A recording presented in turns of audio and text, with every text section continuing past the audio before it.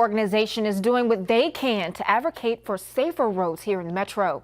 Mode Shift Omaha is a group dedicated to making Omaha streets safer for pedestrians, and today they have a call for action. They say on World Remembrance Day of road traffic victims, they want to honor those who have fallen victim to pedestrian car crashes. They held a small memorial today at 62nd and Dodge. That's where a pregnant woman crossing the street was hit and killed back in September.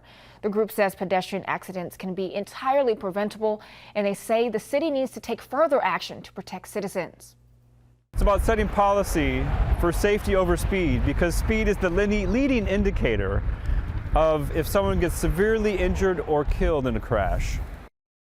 The organization wants to hold the city accountable for implementing their Vision Zero policy that's making changes to get to zero traffic and pedestrian deaths.